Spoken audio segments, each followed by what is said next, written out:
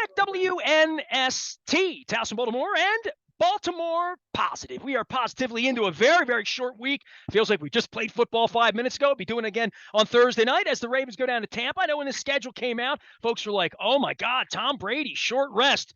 Dennis Koulatsos is well rested. He has spent some time abroad, over the pond, as they say, in the homeland of Catalonia on the western coast, the Ionian Sea of Greece. But he is back. And, Dennis works in mysterious ways. He's always over at the Coons Baltimore Ford, usually there on the showroom floor doing his thing. He disappeared. They beamed him up 2 weeks ago. And then, I knew you were gone. I knew you'd be back on Monday. But, the first sign I have of you is, tweeting from your seats an hour before the game, waiting on the Super Bowl 47 champs to show up. And you even knew Flacco wasn't coming, right? I knew Flacco wasn't coming. I knew Bernard Pollard wouldn't be there, although he says he got invited. There were certain things we had knowledge of, Nestor, but it was a beautiful day. The weather was perfect. The opponent was right for the taking. And you know what? We had nothing else to do on a lovely Sunday afternoon, so why not? Still have my season tickets, right? So ventured out to the stadium, had some great Krabby French fries, and enjoyed the day. Really was a lot of fun. And Ravens games, they go down to the wires, we know, this year. And the outcome is always in question. They're fun to watch. They're frustrating to watch. So why not? We had a ball. All right, look, we'll talk about the stadium being the empty seats because you and I have talked about it. You took pictures of it. There's a low buzz about it. Tickets were $20 at 9 o'clock in the morning on game day. I text my wife. I'm like, hey, Chad Steele threw us out. If we actually wanted to go, it only cost us $40 to go. We can sit wherever we want, right? The Super Bowl team and the energy that was allegedly going to bring. Then the Browns went down and shoved the ball right up their backside, running the football. I wrote in my column this, and everybody can go out and read this at Baltimore Positive. You can hear it here at AM 1570. They're a run team. They were strategized to be a run team. They knew when they drafted this kid what they were going to build around him in regard to running, and wanting to run, that when you want to pass, but you're built to run, they should be running more. And I know it's not going to get Lamar paid and the stats but if they 2nd and 2 is something they still can achieve on every set of downs, given the way their offensive line is put together. And now they actually have a running back, right? They bring Gus Edwards back. J.K. Dobbins wasn't right. He's gone. But if they have the right running back, Mark Ingram a couple of years ago, right, to Gus Edwards, if they have that sort of a rotation and Lamar runs 10 times and throws 20 times a game, they're going to win games the way they did 3-4 years ago. Well, they can, although Nestor, what was disturbing to me was they couldn't gain yards in first down. They were way too often in 2nd and long and 3rd and long situations. And whether you're running or a passing team, that does not bode well for your offense. Contrast that sharply to the 2019 Baltimore Ravens offense. They had a lot of 2nd and short situations, 3rd and short situations. And that lends itself to ball control, keeping the other offense off the field and whatnot, and scoring points. So I think that's the biggest difference that I see right now between this version of the Ravens in 2022 versus the 2019 version, is that the 2019 team just did a phenomenal job on first down. And whether that was due to the health of the offensive line was perhaps better. Teams hadn't quite figured out, the revolutionary offense of the Ravens, which I saw a lot of looks from the Browns defense Sunday, Nestor, where they just drop people back, like they put a shell around Lamar, which frustrates him. It's obvious that he was very frustrated Sunday. Well, then he's got to get receivers open. They got to catch the ball, but more than that, protecting him in the passing game, right? Like, they are trying to do different things now. Lamar stands in the pocket. He waits on plays to happen. He wasn't doing that 3 years ago. They were just 8 yards in a cloud of dust, 7 yards in a cloud of dust is what they were trying to do. Now they're trying to drop back pass, and I don't know that they're great at pass protection. I don't know that the wide receivers are great at creating separation, and I do know that if they want to protect him, they're going to keep other guys at home in order to do that, and Lamar does not look to escape the pocket and take off the way that maybe the instincts were 2, 3, 4 years ago. He's obviously protecting his property in not getting himself killed in the pocket, but they're better when they're running the ball well, and they're better when they're running the ball first and trying hard. And to your point, those 2nd and shorts, that's where Lamar would gash you on 2nd and 2 and throw the ball over your head. Right. They're not, they just don't have those situations anymore, Nestor. So it's really frustrating to watch this offense. Teams have kind of figured out their style. The other piece of it is this: Greg Roman's got to do better with scheming. When you max protect Lamar Jackson and you're only putting two receivers out, I mean, it's very easy to cover two guys going out on patterns, right? And you have Patrick Ricard on there as a safety valve. So I would like to see him do some things to get more creative, to open up that offense, to give the receivers more room to operate, because they're getting blanketed. So it's hard to get separation when you have two receivers going out of pattern. They're both double coverage. So where's Lamar supposed to put the ball? Well, for me, with them getting healthier, they're a different team now than they were 4 or 5 weeks ago. If Gus Edwards is back for real, and we could talk about Dobbins and him rushing himself to get a contract, but Mark Andrews, no pass receptions on Sunday, a little gimpy earlier in the week. Harbaugh talking tons of load management, right? Like, they've got the first half of the doubleheader done, right? They won on Sunday. Now they got to go back and play 72 hours later down in Tampa against the best quarterback that ever lived. And boy, are they struggling. I mean, they're a mess. And this short rest and the fatigue and all of that. But JPP, getting back the other pass rusher in Justin Houston, some sort of emergence of Patrick Queen and Malik Harrison, right?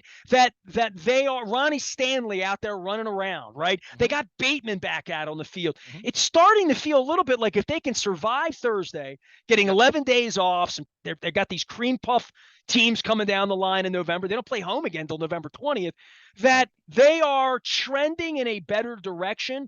And to me, the thing that opened my eyes is they're trending better to run the ball better. With Gus Edwards, with the offensive line, it's what they do. It's what they were built to do. For me, now go do it. Now go run the football. It looks like the power running game is back. Gus the Bus looks phenomenal. And what I'm hoping for is they get back Tyus Bowser, they get back David Ojabo, they get back Marcus Williams. I think this team can ride the defense and their special teams into the playoffs, and how far they will go in the playoffs will be determined by their offensive play, Nestor. We saw Jordan Stout just boom a couple of punts, flip the field, put the Browns in terrible position, which the defense took advantage of. We saw Patrick Queen get back-to-back tackles for loss. But if you can bring back Ojabo, Bowser off the edges and get Marcus Williams back there, this defense has a chance under the emerging Mike McDonald's leadership to be something special by year's end, provided that they all stay healthy. And it's clear now that Marcus Peters has lost his step, so they have to account for that. But I like the direction that the defense is heading. Although they got gashed in that fourth quarter by Nick Chubb. I mean, the guy was just running through the defenders like Swiss cheese. Have you found the Cleveland Browns offensive line movement yet? Are you still waiting for them to breathe on that play? I mean, it was a hell of a gift for the Ravens. It really, really was. And to me, had the call gone against the Ravens, it would have made it 4th and 1. And at that point, did the Browns go for a first down versus taking the field goal? It would have changed. I think they would have gone for it to try to win the game, to try to go down the field and win the game. But this, so they had a better chance of making 4th and 1 than they had to make it a 51-yard field goal. They did. It was windy, and Justin Tucker, when he nailed that 55-yarder, that was a very difficult kick. There was a crosswind. I saw the flags on the goalpost moving. Very difficult kick. But again, their special teams, whether it's Devin Duvernay with a nice return, or Justin Tucker, or Jordan Stout, I mean, special teams defense. It was a complete game. And what I love about our fan base, the Baltimore fan base, is, that was we won, but we don't feel good about it. So to me, it's like, how can you not feel good about a win? I mean, to me, that's taken it to the extreme. It's like saying, well, we lost, but I feel good about this loss. It doesn't make any sense to me to have that kind of conversation going on. Yeah, I felt good about those 3 losses that we blew double-digit lead, almost blew another one. Look, it is a win. They're 4-3. They're on top of the division, tied with the Bengals. Right, Steelers dropped one late Sunday night to the Dolphins. They're 2-5. The Browns are 2-5. So it's the Bengals right now and the Ravens for the division. That's the conversation. Well, I still got to play the Steelers twice, and Miami tried to give the game away on Sunday night. Dennis Koulatsos is here. He will be here on Thursday from 3 until 5, back in the cockpit. Bruce Posner giving him the week off this week. Dennis will be here from 3 until 5. And again, on Sunday, I would say before the game, you'll be here before the game on Thursday, after the game on Sunday, as we get a week and a half down to New Orleans. So you went to the game. I'm going to, first things first, how was Greece? Let's go all the way back and get you back here, because you did spend some time in your homeland. I've never been to Greece. Everybody wants me to go to Mykonos and Athens and all that. You gotta go. Your thing's a little more low key on the western side of Greece, where only the Greek people go. People like me don't even know about it. I have to know you to know about it. The Ionian Sea, which is between Greece and Italy, it's just a phenomenal place. 7 islands there. The biggest one's called Kefalonia. That's where my family is. We have all kind of great friends and family there, and the food was phenomenal. The water crystal clear. I mean, you've got to go. If you haven't been, treat yourself before you leave planet Earth. You got to go to Kefalonia. It's to me, it's the best place on Earth. We're also in England, so look, give me a choice. I'll be. Were you in England when she stepped down? No, you were already gone by then. When Big Truss left, remember? No, I was there. I was actually there the day they announced it. It was the big story there with all the cab drivers and whatnot. So it was hysterical. It was a lot of fun. England was fun, but it wasn't Greece. Greece, a lot lower key.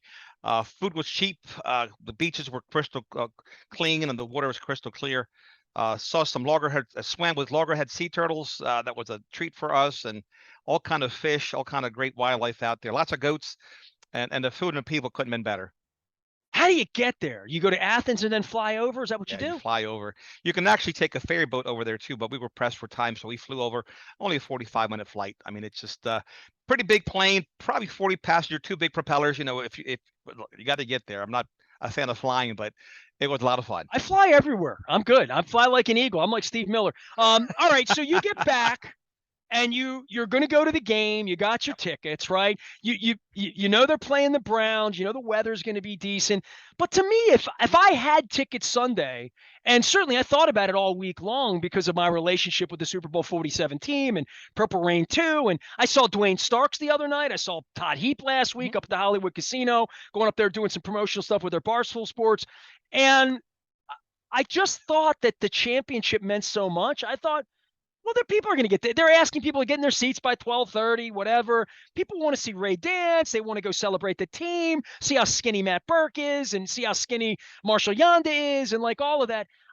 I saw you in the stadium. You were putting pictures up, and early on putting pictures of Ed Reed up, and there's Ray Lewis, and there's Ozzie Newsome. I saw what you were doing. A lot of people were Facebook Living it around 12:30, okay. So I kind of was watching it a little bit, and I'm like, where are all the people?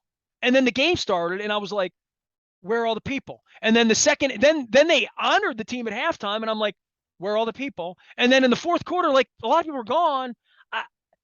Dennis, what's happened? I mean, it's one thing for me to bitch about it and talk about Chad Steele not knowing his ass from his elbow, which is true. But who's running the joint? Is there anybody that cares that they have empty seats? I mean, I care more than they do.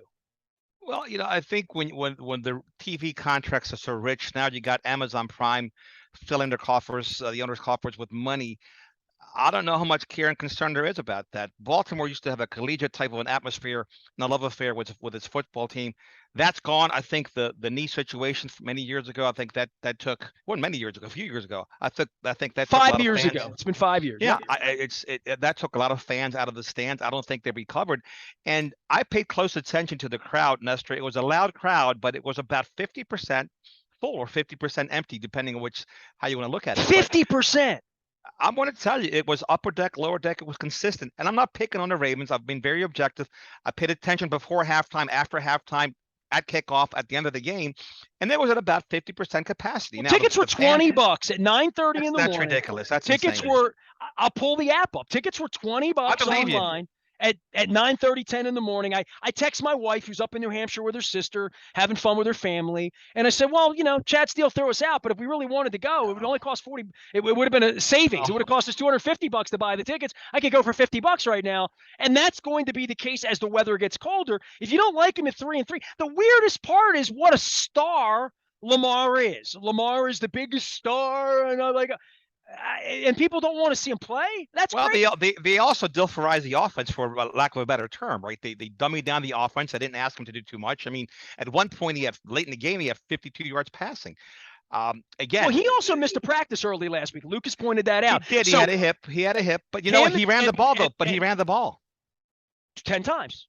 He ran the ball. And a couple of times he didn't look like himself. He looked like he was running in slow motion, based on his standards. So maybe he wasn't 100%. Maybe they limited him. Maybe that was part of the game plan. But and they leaned on the running game, time management, ball control, defense, and special teams, and it was a total team victory. I enjoyed it because they won, but it was one of those games again. The last 2 minutes, you're wondering, are they going to pull this off or are they not? Dennis, I'm going to share this picture. I shared it with Luke earlier, and I'm going to talk about this, and I think I may write about it after Thursday night's game. This was a picture from a month after the knee. This is in October of 17. They were playing, obviously, the Dolphins. It was the night that Kiko Alonso pounded Joe Flacco. The Ravens won like 35-0 that night. Like the Ravens just kicked their ass. It was a Thursday night game. These are my seats in section 513 on that night. You can see how many empty seats there were in the wing. But on that night, when we were surrounded by not Steelers fans, not Bills fans, the Miami Dolphins fans surrounded us that night. I took that picture. And at that moment, I thought, oh, my God. And I remember going out and sitting with Kevin Byrne, and I talked to Dick Cass back when they were running place out there. And I said, you guys need some help. I'd be here to help you. 5 years later, they've thrown my ass out. They've tried to embarrass me. They've done everything they can do to be offensive, Chad Steele. And the stadium looked like this when they're winning. And they have the best quarterback on earth, and they brought the Super Bowl team back, Dennis. Like, I don't know what more they can do on October 23rd other than have the best player on earth, a homecoming game against a team we're supposed to hate that we stole their franchise, like literally, and the tickets are sold and people don't want to use them. That Leonard Raskin ate 2 tickets. He and his wife couldn't make it to the game. He couldn't give his tickets away. I ate 6 tickets because we have company tickets, and I reduced them to $100 each, and I refuse to sell them for anything less than that for my own personal reasons. But that picture you posted, Nestor, it was the same exact picture that you could have taken on Sunday, October 23rd, 2022. It was the same exact empty seats at the stadium. The fans just haven't come back. And like you said, you've got the 2012 Super Bowl team. All the big stars are there. You have a halftime celebration. You have some great speeches, and still they can't pack the stadium. I mean, what else could they do other than bring the Beatles in, right? Like literally, other than have Dave Matthews play halftime. Like what more do you have to sell than good weather, a competitive team, the best player on earth, and we're bringing the Super Bowl champions back? I mean, that's it. If you can't get people to come for $20 at that point, then I am concerned for them. And the thing that concerns me the most, Dennis, is their arrogance. I know that's there. Well, it's their organization. It has been for a long time now. They've won 2 Super Bowls, right, in 2 decades, and they're one of the best organizations in the NFL. And sometimes, they get full of themselves, and I think they're at that point. And I wasn't here for the Sunday night Bengals game. Of course, I was traveling, and I'm curious what that crowd looked like. Was it a packed house, or I imagine there were empty seats at that game as well? It hasn't been packed, and I mean, it wasn't even packed for the Bills game, and the Bills helped pack it. I mean, when the visit there were 15,000. There were 10 to 15,000 Bills fans. There were some Browns fans at the game Sunday, but it wasn't as many. But again, the stadium was 50% capacity. I wonder how many Ravens fans are going down Thursday night for this Tampa thing. Great weather. Dennis Koulatsos is here. He'll be here on Thursday because he was there the last 2 weeks having a good time. And Catalonia, how do I say that? Catalonia. Okay, there you go. You can find that on the Ionian Sea. You can find Dennis out on Security Boulevard. He's back from all the blue water and the sunshine and all the great fresh fruits and fishes and vegetables and coats on the island there. The Tom Brady thing and getting ready for this game, and we'll talk a little bit before the game on Thursday. Boy, it feels like you're getting them at the right time, right? Like it's never the right time to play on 4 days rest. But yeah, I don't know about that. I'm not as optimistic as most people are about our schedule. The Tom Brady game down in Tampa Bay, I'd rather face them after they won big versus losing big.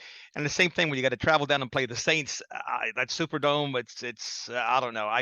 It's a week-to-week league, and this team hasn't shown me that they should be favored in any game going forward. Really? Yeah, I just don't see it. I think it's look, They could be 4-5 at the break. What's your biggest concern with better. them? Because I would say the one thing that I feel confident about is they're getting better players back. And I don't know if Deshaun Jackson can play or not, or whether he could be a factor with speed out on the field here. But JPP's made a difference. It's helped Owa to have less snaps. It helped Owa a lot. It's helped the defense a lot to have Justin Houston back and be a part of that. It certainly feels like it's helped Patrick Queen and helped Malik Harrison. So I feel like to some degree, they are getting more credible bodies. Ronnie Stanley's out there running around. It looks okay. They tried with Dobbins. It didn't work. They got Gus Edwards back. I feel like they have a better team heading to Tampa in 4 days than they had 5 weeks ago when they were trying to figure out who was going to be on the field. My concern, Nestor, is the health of the offensive line. You mentioned Ronnie Stanley. I keyed on him on several plays. He was getting to the second, sometimes even the third level. He looks good. He's mobile out there.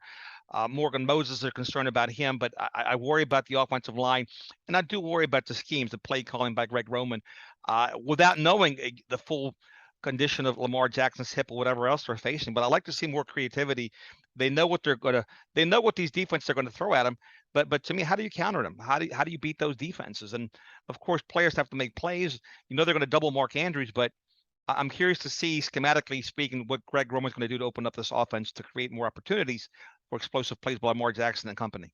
Tampa Thursday on the road, little break. Then New Orleans on the 7th of November. The 13th, bye-bye. And then on the 20th, they come back against the woeful Carolina Panthers, who were so woeful that they beat Tom Brady by 3 touchdowns. So you never know who's good and who's bad. PJ, who are these people? Who's this Temple quarterback that's playing the Ravens' next home game? And hey, Dennis, if you can't pack them in for the Browns and Ray Lewis in good weather on a Sunday afternoon, good luck on those Carolina Panthers tickets. If you want to give those 6 away, you may want to start on that now for November 20th, right? Look, there'll be someplace between 4-5 or 6-3 in a couple of weeks, so we'll find out. That's the only mystery we have to unravel. All right. Well, Dennis has wait. Give me a little look at what's going on with the Coons Ford right now. Cars, winter, pre-owned, pre-loved, ordering, all of that. What's the car industry right now? I should take off more often, Nestor. I left. We had about 50 new vehicles in inventory. I come back, we have 140. So I'm going to call Mr. Coons today and say, listen, I need 2 more weeks in Cavallagna.